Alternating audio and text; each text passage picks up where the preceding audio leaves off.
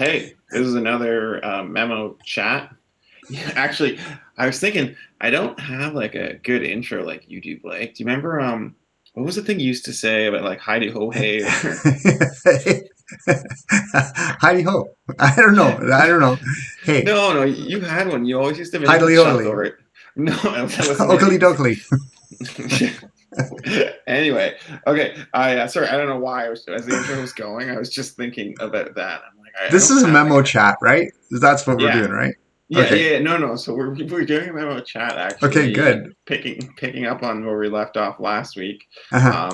about physical activity and cognition, Yeah. and it was a really cool conversation. So if you don't want to hear my little intro, then I'll just jump in right into No, the intro question. me. Intro me. No, Do no, it. I knew it wasn't important.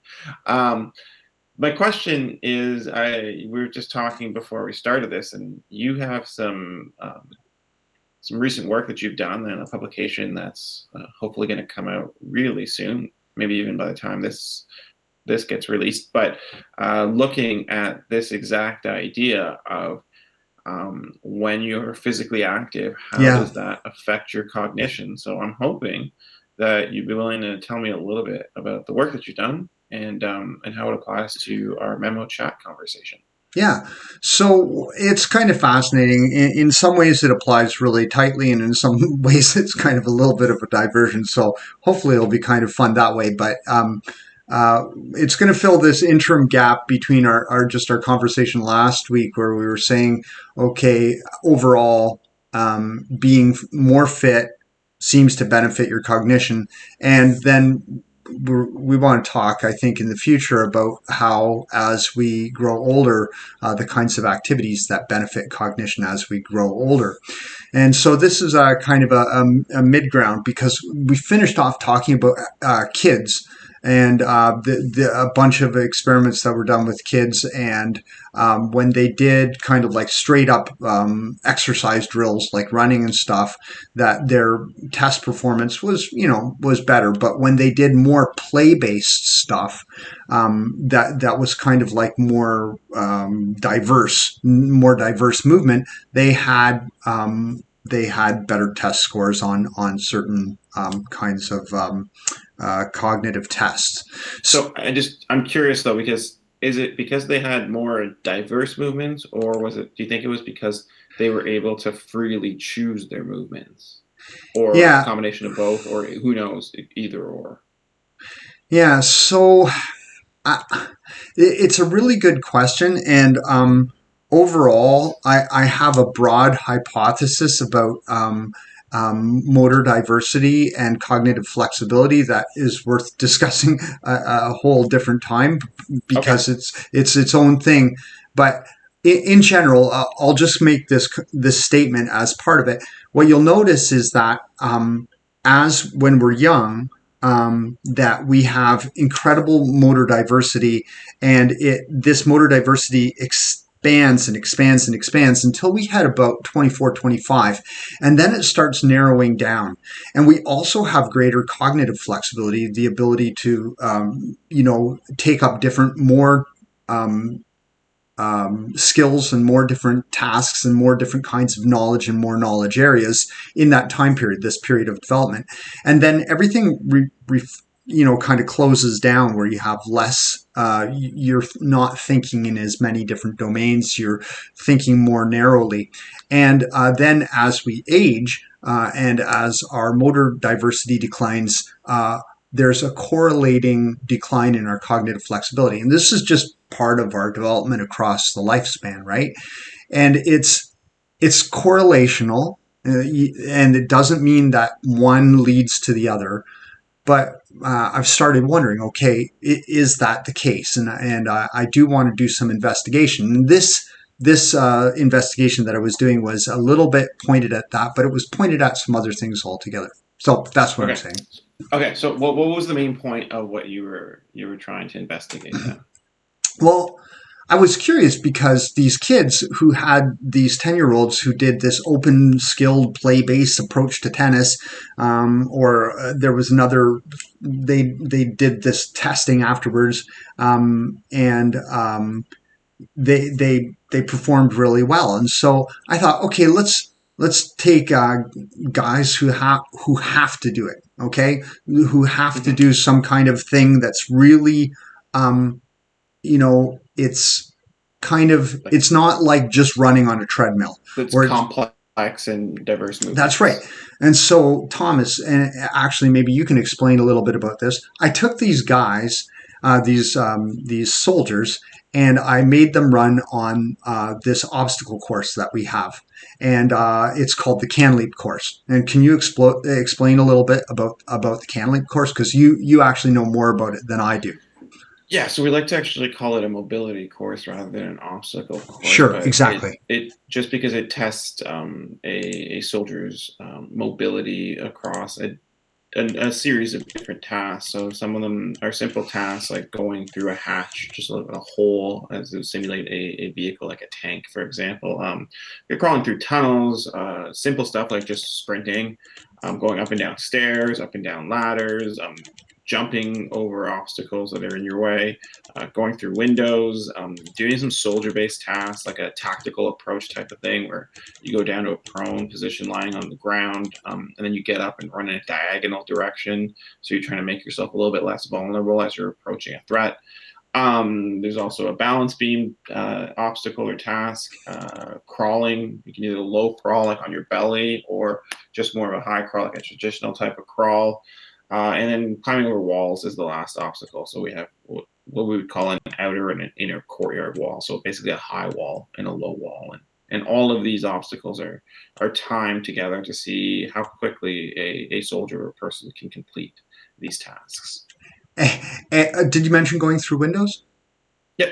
Yep. Okay. Windows. The Yeah. one thing I missed was there's also a casualty drag there. So there's a 180 Yeah. pound dummy that you have to Yeah. drag around a little circuit that's created by two flags 10 meters apart. Have you ever done it? Have you? You know the answer to that. Yes, I've done it a number of times. I've done Yes. it in what we would consider like a slick condition where I'm basically just wearing a t-shirt, pants, Right. shoes, and a helmet. And then I've also done it in a whole bunch of different loaded conditions, from a relatively light body-borne load to something that's probably heavier than what most soldiers will carry around. It's surprisingly exhausting, no matter how It you do it. it is incredibly exhausting. Yeah, I'm trying to remember. You've done it too, though, right? Yeah, yeah, I've done it, but never Okay, good. kitted out. I was never done it kitted out. I've done it Oh, okay. just kind of without full fighting order on. So Yeah, but even the in guy, slick condition, it's tiring. You know that. yeah, the guys that we tested, that we looked at, they were wearing 23 kilograms of gear. So I mean, So that's like not 50 pounds. yeah, so it's not the crazy amount that they sometimes wear, but and they also weren't wearing a rifle or anything like that, but they were just running through this obstacle course. So Wearing a rifle. wearing a rifle. Not sure how you do that, but I like the expression. Well, okay, but they sling their rifles sometimes. Okay, so when they're climbing, Oh, yeah, I suppose that's they wearing they, it. they, they, Okay. they, they take the rifle and they sling it, and they sling it across their back. So that's what I was thinking about when I said wearing a rifle. So they are not carrying a rifle. Okay, Okay. Okay. okay, are we okay? Can I go We're on? good. We're more than okay. We're always good. Okay, so they what I did was I took these guys and I presented them with an opportunity to learn some material that they read, and I gave them. Then they were tested on the material that they read, Hmm. and an hour after they learned it. And then I tested them 24 hours, 48 hours later. Okay, so tested them an hour after they learned it, 48 hours later. And some of these individuals, I had them, they ran the obstacle course immediately before learning. And then other guys, they ran the obstacle course immediately before testing. And other Okay. people, there was three groups, and the third group performed the obstacle course outside of immediately before learning or immediately before testing. Okay, Hmm. so they read these materials, they had to learn them, And they did a test an hour later to see how they remembered it, and then test 48 hours after that to see what their longer term retention was. I also tested some guys to see. I did some testing of people who they learned. We tested two different kinds of material. One type of learning material, was about special operations forces and joining the special operations forces, and the other type of learning material was on pensions. So one was kind of exciting and one was kind of boring, because I was curious, would did it matter what kind of thing you were learning, whether or not Yeah. you were Yeah. Like remembered it better. obviously, And yeah. then I'm excited to find about my pension because I want to know how that's going to be when I'm 60 or 65. But yeah, the other one's kind of boring. I get what you're saying. yeah, yeah. Well, Sorry, I and didn't mean to completely throw you off. no, Again, no, please. it's exactly. I think you've identified it. So, but anyways, this obstacle course is really demanding from an anaerobic standpoint. You're kind of going full out. We had peak heart rates of 184 beats per minute, as measured by polar heart rate monitors. And then that raises a whole other issue about the reliability of polar heart rate monitors. Um, and you know, almost every participant was operating over 90% of an absolute maximum heart rate. Okay. And so they, So it was a uh, relatively intense it was intense. physical challenge that you put in front of them. Because I remember, just to tie back to last week a little bit, I think we talked about that inverted U shape Yeah. where once you get beyond a certain point, cognitive performance is expected to diminish. So was your expectation that their testing scores would be diminished because of this level of physical exertion or physical activity? It was, that was a thing Okay. that I was predicting because of the intensity of Yeah. it. However, because that it was such diverse activity, it wasn't just running on a treadmill. I thought Hmm. there was certain things that I didn't know, because is it somehow going to be moderated by this more interesting kind of activity? But interestingly enough, the important thing was that people who were tested, who did the exercise before learning, they weren't impacted at all on their test scores. And the people who did the activity immediately before testing, they were impacted by the activity.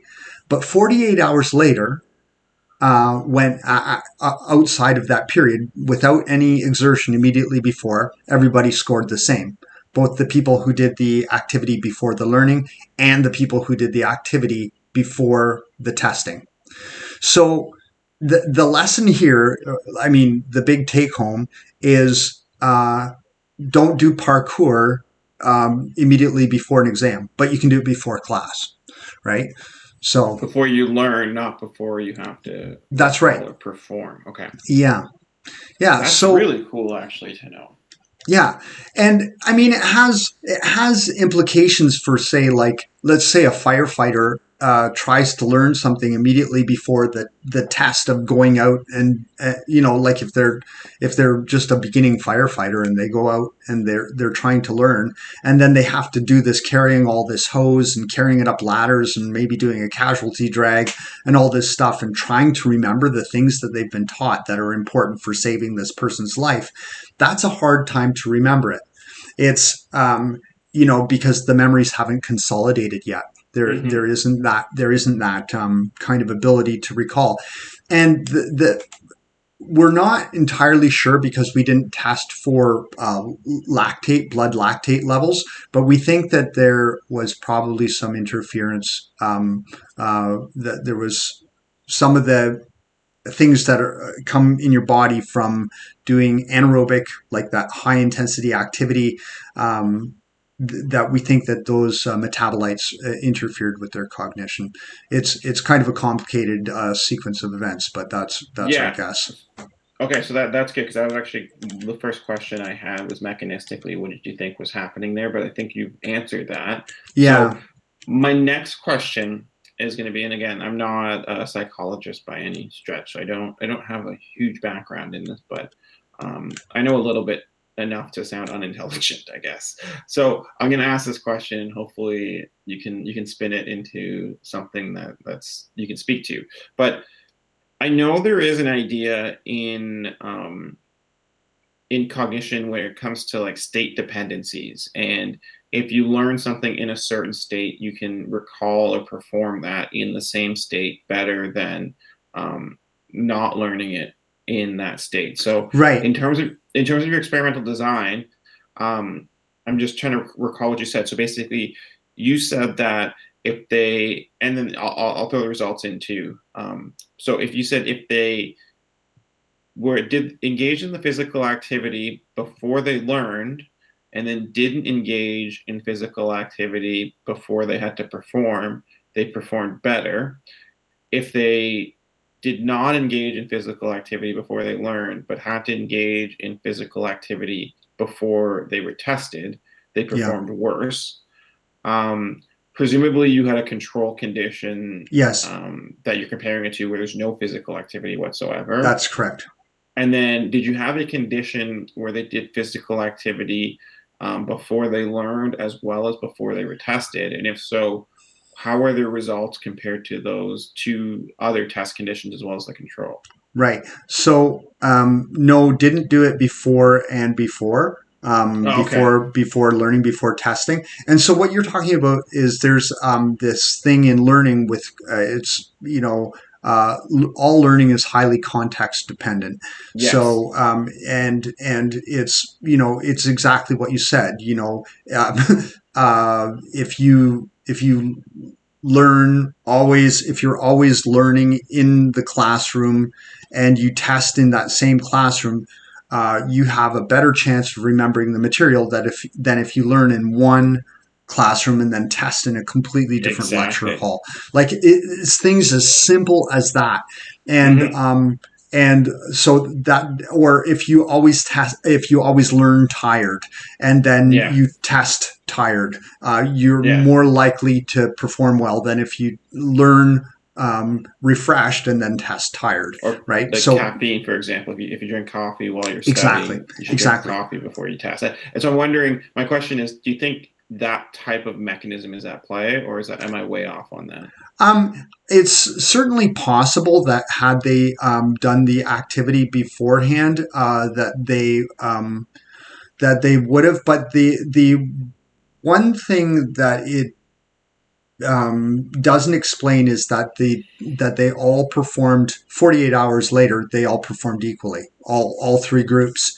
The group that didn't do the exercise before learning or before testing performed exactly the same as those who did the exercise before learning and before testing. So 48 hours later, everybody, was the same. There was no impact. It was Hmm. the activity immediately beforehand that seemed to do it. And so, you would expect that the group that had the activity immediately before the learning part of things, that 48 hours later, they should perform more poorly.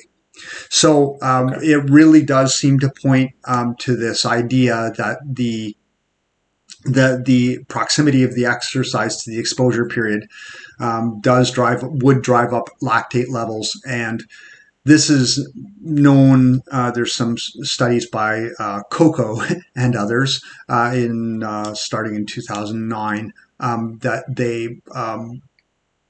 that there was blood lactate played some role in it, and that there's changes that happen in certain brain chemicals, neurotransmitters, that are related to that lactate change.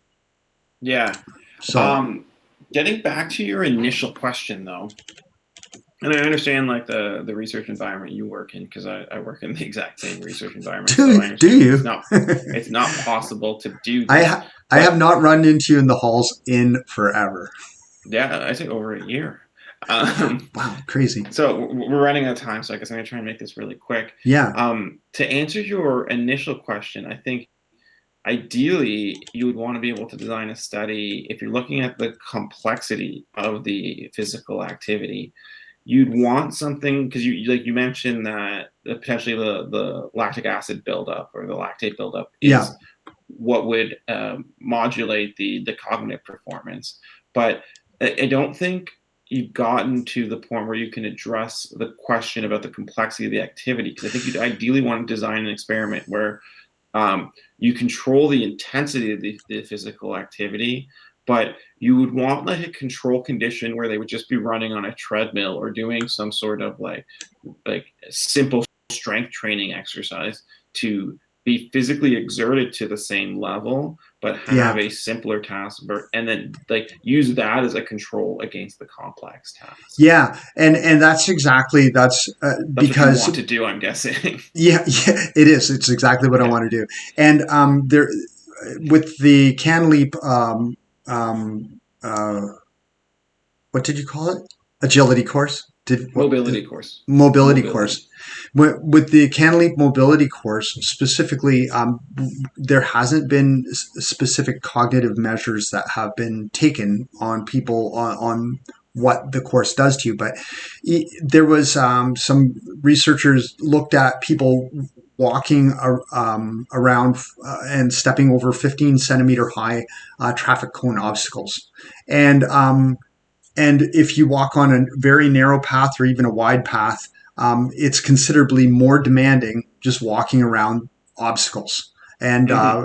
and so um, there's some suggestion too that it's possible that there's actually a huge cognitive demand from the Can Leap mobility course that takes away from people's ability to concentrate on recently learned things, Yep. right? So it's so what would have been used for their ability to kind of consolidate those memories was suddenly used in doing the activity. So it took away their ability to, those resources for consolidating memories were being used up. Yeah, there's a lot of confounding factors and a Yeah, lot of like there are. conflicting Yeah. results. So it's a very interesting topic Well, to and explore. I mean, the part of the problem with my study overall was that I was given an opportunity to kind of insert this study in the middle of an already existing experimental campaign. Someone said, "Hey, we've got room to do something. Do you want Yeah, to do yeah. something?" Well, So I was just throwing something at the wall, and so yeah, there's lots of problems with my study, and can't draw really clear conclusions except for to say just simply that doing a really demanding exercise immediately before testing is not going to be, and I mean demanding cognitively as well as hmm, anaerobically. That's not necessarily going to help you with your study with your test. perfect. All Yeah. right, Blake, that's a Hey, good chat this week. it was a good chat. Do you want to do this again next week? I do. And I want to talk about the impact of activity on aging populations and Yes. kind of some of the cool things that have been happening around dance and Tai Chi and just Yep. motor diversity and mental agility in as we age. Yeah, I think it's a perfect way to wrap up this three-part series. Yeah. Yeah. Perfect. I will see you next week, Blake. All right. Have a great afternoon. You too. Bye. Bye.